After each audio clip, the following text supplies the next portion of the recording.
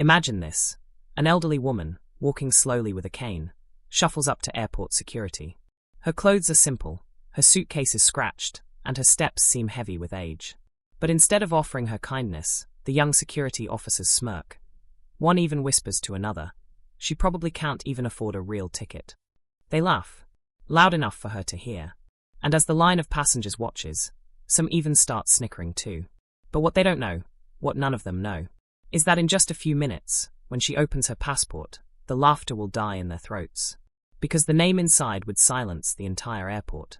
She stands there quietly, gripping her cane, her hands trembling slightly. Not with weakness, but with controlled patience. The officer rolls his eyes.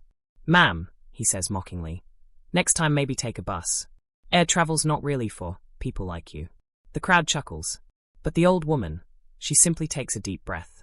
She slides her worn, leather passport holder onto the desk.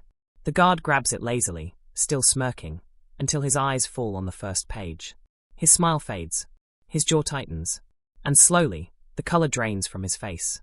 "And before I tell you whose name was on that passport, I want to know from you, if you were standing there in that airport line, would you step in to defend this woman? Drop your answer in the comments, because this story will make you think twice about staying silent." The guard swallows hard. He looks up at her, suddenly nervous. Then he quickly waves over his supervisor. Passengers lean in, curious. The woman just stands calmly, watching the scene unfold.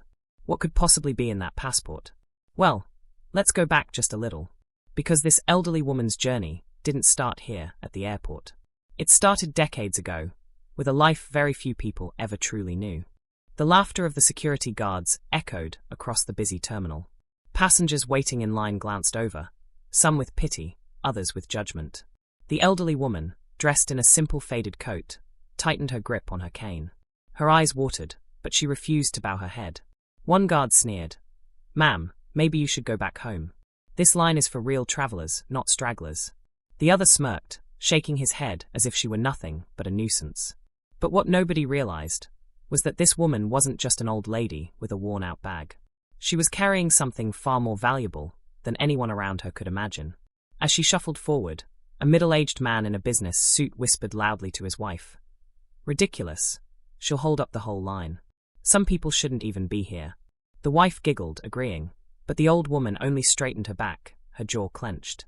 She lifted her bag onto the conveyor belt, her hands trembling not from weakness, but from holding back years of unspoken power. The X-ray machine beeped. The guard rolled his eyes, figures. "Step aside, ma'am, you probably packed something wrong. Do you even know the rules?" At that moment, something shifted. From behind, a young flight attendant, who had been watching quietly, stepped closer. Her voice cut through the mocking chuckles. "Excuse me, do you have any idea who she is?" The guards froze. The businessman stopped mid-sentence. Even the passengers in line leaned in. The old woman turned her face slightly, her sharp eyes locking with the flight attendant's. A hint of a knowing smile spread across her lips. For the first time, the room went silent. And that silence, it was about to shatter everything they thought they knew. The flight attendant's voice echoed across the terminal. "Do you have any idea who she is?" The guards blinked, confused. One of them scoffed. "What are you talking about? She's just some old lady." But the flight attendant didn't back down. She took a step closer, her eyes locked on the woman. Passengers craned their necks, whispers spreading like wildfire. "Who is she? Is she someone famous? Maybe a politician?" The old woman remained silent, her expression unreadable. Her wrinkled hands rested calmly on the counter, but her silence only added fuel to the growing curiosity. The businessman from earlier snorted, "This is absurd. If she's important, why isn't she traveling first class like the rest of us? People like her don't belong." But before he could finish, the flight attendant raised her hand sharply. "Sir, I suggest you stop right there. You're about to embarrass yourself." The businessman froze, his smug grin faltering. One of the guards muttered under his breath, "What's the big deal? She's holding everyone up." The attendant's tone sharpened. "She's not holding anyone up.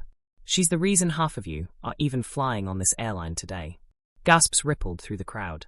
The old woman finally lifted her chin. For the first time, she spoke, her voice steady, calm, but carrying a weight that made everyone lean in.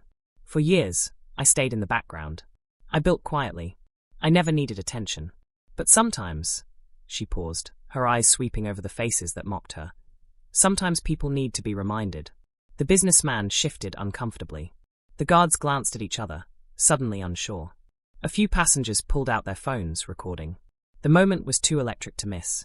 The old woman reached into her worn handbag and slowly pulled out a sleek leather folder. She placed it gently on the counter in front of the guards. The younger guard opened it, and his jaw dropped. His face drained of color. The folder held documents, photos, and an ID badge with a name that was far more powerful than anyone expected. The old woman's lips curled into the faintest smile. "Now, do you still want me to leave?" The room went dead silent. The younger guard stammered, his voice barely above a whisper. "Ma'am, this says you're the majority shareholder of." He trailed off, his eyes darting to the airline's glowing logo behind the counter. Gasps erupted. The businessman's smug smile vanished. He stumbled back, pale, as if the ground had been ripped from under him. "That's impossible. You're just an old woman." The old woman's gaze fixed on him, her voice calm but cutting like a blade. "I am the founder's widow. When he passed, I quietly took over everything. I don't flaunt it, I don't need to. But today, I wanted to see how this airline, my airline, treats its passengers when no one is watching." The crowd erupted in murmurs. Phones were held high, capturing every second. The moment was viral before it was even over. The flight attendant bowed her head slightly, humbled. "Ma'am, forgive us. Please, allow me to escort you personally to your seat." But the old woman wasn't done. She turned to the businessman who had mocked her earlier. "You judged me because of my age, because of my skin. You thought I was beneath you. But let me remind you of something.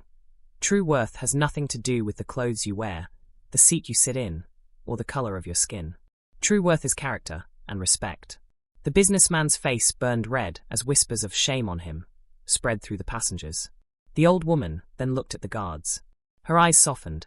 "You did your job, but next time, remember that every person who walks through these doors deserves dignity. Don't forget that." She lifted her chin, straightened her coat, and walked with quiet grace toward the gate. The crowd parted like the sea, giving her the space she deserved. The businessman, now humiliated, shrank back, no longer the center of attention. And as the old woman disappeared down the jet bridge, one passenger whispered exactly what everyone was thinking. "We'll never look at people the same way again."